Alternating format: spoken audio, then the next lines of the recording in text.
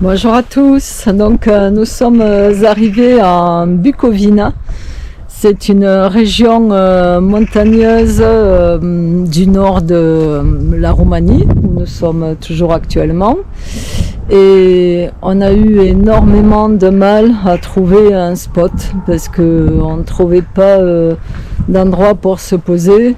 Les seuls terrains qu'on a trouvés, ils étaient herbeux et boueux, donc c'était pas possible avec notre camion de rentrer parce qu'avec le poids du camion, on peut rester embourbé.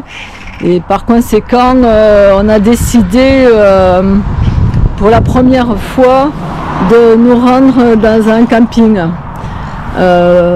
Donc on est arrivé dans un petit village, tout petit village, où il y a un camping, mais quand on est arrivé, en fait, le camping avait un accès très étroit. Je sais pas, même pour les camping-cars, c'est pas top, les grands camping-cars. Et par conséquent, on a trouvé un endroit au milieu du village où on s'est posé et on a même découvert une fontaine d'eau potable pas très loin, puisque comme dans toute région montagneuse, il y a des sources d'eau potable. Et c'est bien parce que on manquait d'eau, il fallait qu'on regarnisse notre cuve. Et donc par conséquent, on fait des allers-retours. Une fois d'ailleurs Didier est en train de revenir. On fait des allers-retours avec nos jerrycans pour regarnir notre cuve. Donc pour aujourd'hui, on est un peu fatigué de la route et par conséquent on va rester tranquille. Mais demain on a prévu de faire une belle balade dans la montagne. Donc voilà Didier qui arrive. Pourquoi on n'a pas mis le camion plus près? Allez, bravo Didier, il y a encore 10 voyages comme ça. Donc voilà, c'est mon tour de faire le remplissage des jerrycans.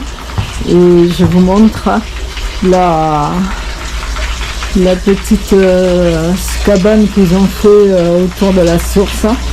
Il y a même des gobelets pour les gens qui auraient soif, lorsqu'ils s'arrêtent, s'ils veulent boire un coup.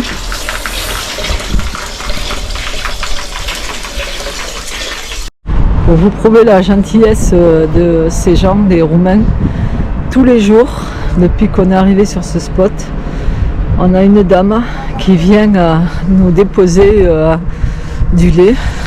Alors là, vous voyez, elle nous a posé le lait sur le marchepied de la cabine.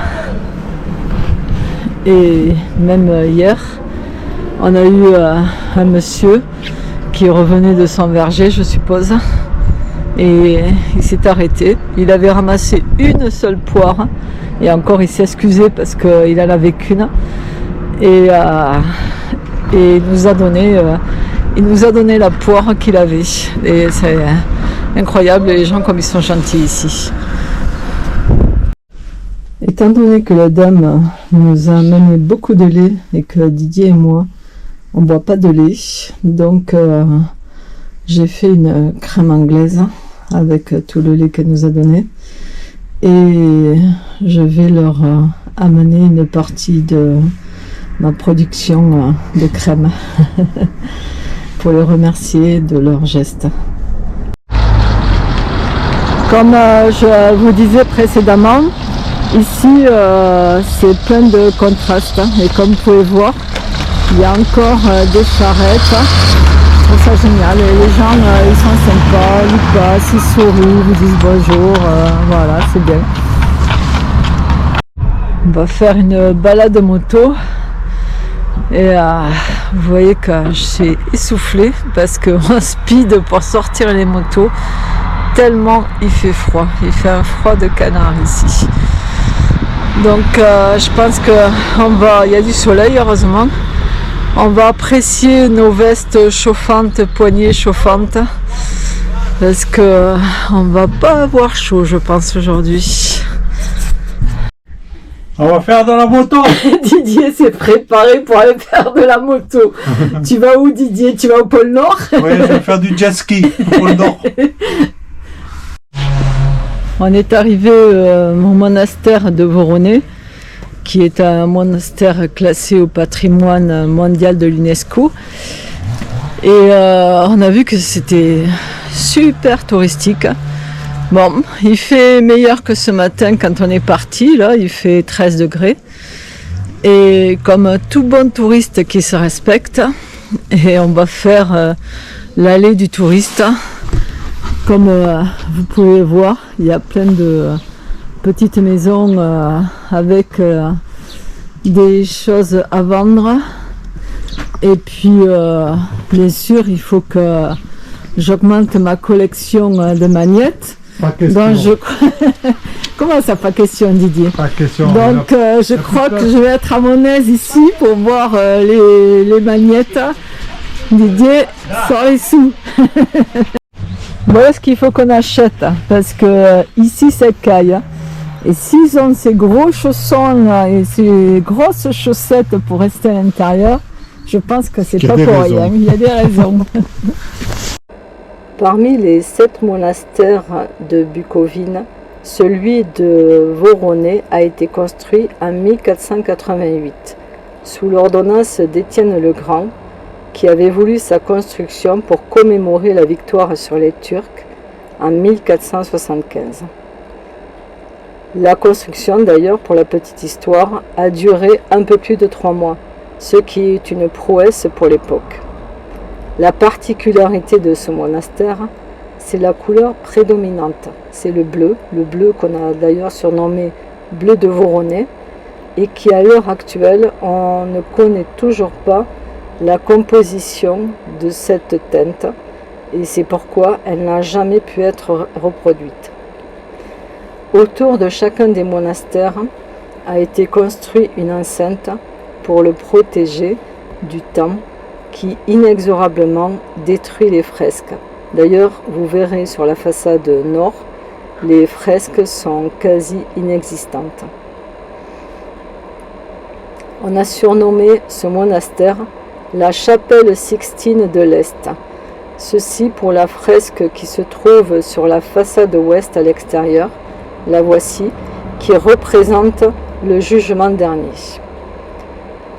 On dit que c'est un des plus beaux monuments du rite orthodoxe du monde.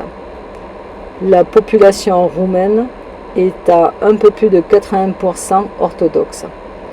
Et la religion a une place très importante dans la vie quotidienne. Je vous laisse admirer ce monastère et vous verrez d'ailleurs les fresques à l'intérieur qui sont très bien conservées malgré les plus de 500 ans qui nous séparent de la construction.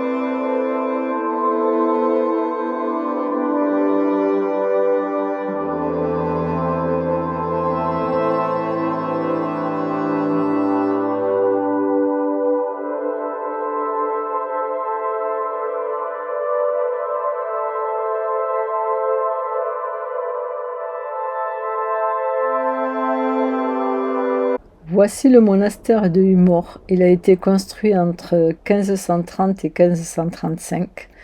Il est tout aussi magnifique que le précédent, celui de Voronezh, mais il est beaucoup moins touristique. C'est également une communauté de nonnes qui font payer l'entrée, qui entretiennent les espaces verts et le monastère en lui-même. Les fresques extérieures sont un petit peu moins bien conservées que celles du monastère de Voronezh, mais à l'intérieur, il est tout aussi magnifique. Je vous laisse en juger par vous-même.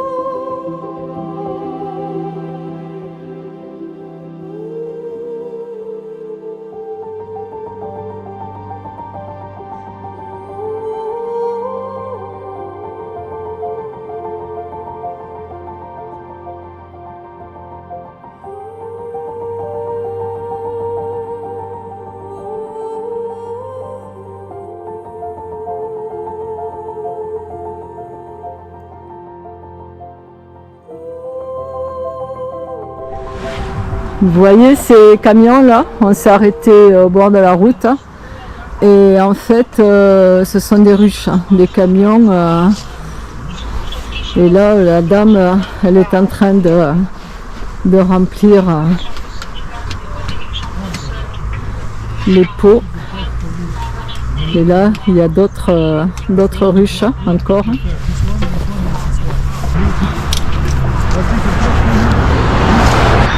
Didier est en train de s'expliquer avec le monsieur pour savoir quel miel acheter. Donc il y a de l'acacia, il y a du pur fleur, Oui. et après le garbite, je sais pas qu'est-ce que c'est. Non plus, moi non plus.